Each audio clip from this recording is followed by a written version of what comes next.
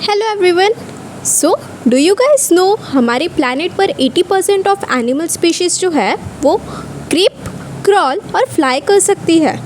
ये most abundant animal species है हमारे प्लैनेट पर।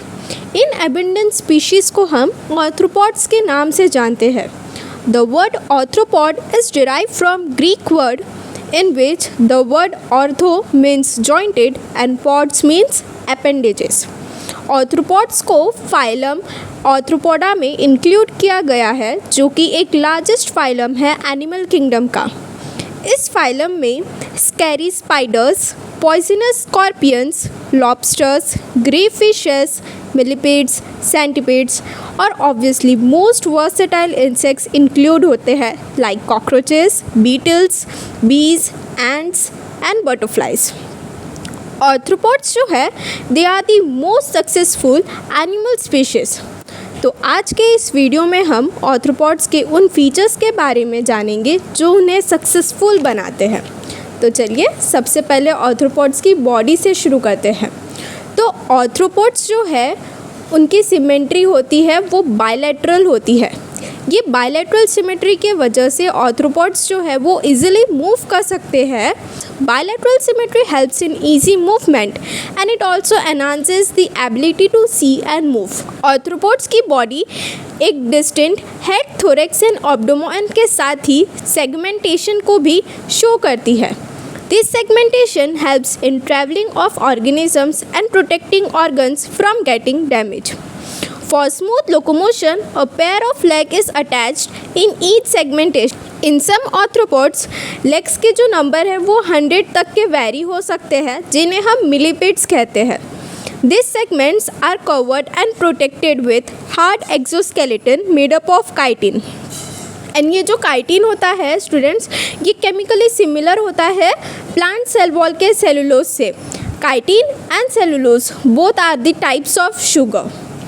अगर हम आर्थ्रोपॉड्स के डेवलपमेंट के टाइम की बात करेंगे तो उनका सिर्फ इंटरनल स्ट्रक्चर ग्रो करता है, एक्सोस्केलेटन ग्रो नहीं कर सकता। इसलिए इंटरनल ग्रोथ को एकोमोडेट करने के लिए आर्थ्रोपॉड्स उनके एक्सोस्केलेटन को कई बार शेड ऑफ करते हैं जब तक वो एडल्ट नहीं बन जाते।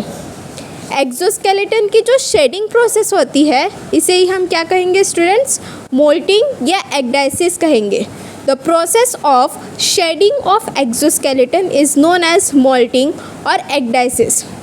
Molting होने के बाद में exoskeleton जो है वो फिर से grow कर सकता है। And students, you all will be amazed to know that कि इस स्टेज में कई बार predators arthropods का शिकार करते हैं, because without exoskeleton किसी भी बॉडी का शिकार करना एक इजी टास्क होता है। इस वजह से प्रीडेटर्स इजीली अटैक करते हैं आर्थ्रोपॉड्स पर। अगर हम आर्थ्रोपॉड्स के एम्ब्रियोनिक बॉडी वॉल की बात करेंगे तो आर्थ्रोपॉड्स ट्रिप्लोब्लास्टिक इन नेचर होते हैं, क्योंकि उनकी embryonic body wall 3 germ layers की बनी हुई है, एक्टोडर्म, एंडोडर्म एंड मेसोडर्म।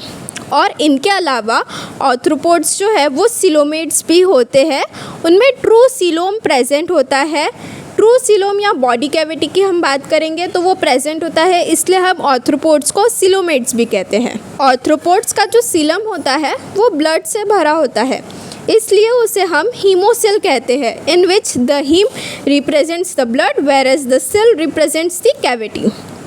अब अगर ब्लड बॉडी कैविटी में भरा हुआ है और ब्लड वेसल्स तक कन्फाइंड नहीं है तो इसी वजह से इनमें open type of circulatory system present होता है।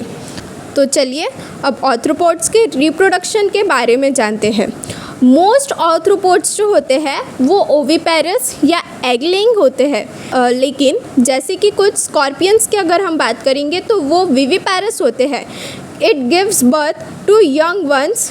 मोस्ट आर्थ्रोपॉड्स में यंग वन जो है एडल्ट से टोटली डिफरेंट दिखते हैं और उन्हें लार्वा कहा जाता है। इस तरह के डेवलपमेंट को हम इनडायरेक्ट डेवलपमेंट कहते हैं, जिसमें लार्वल स्टेज इंक्लूड होते हैं।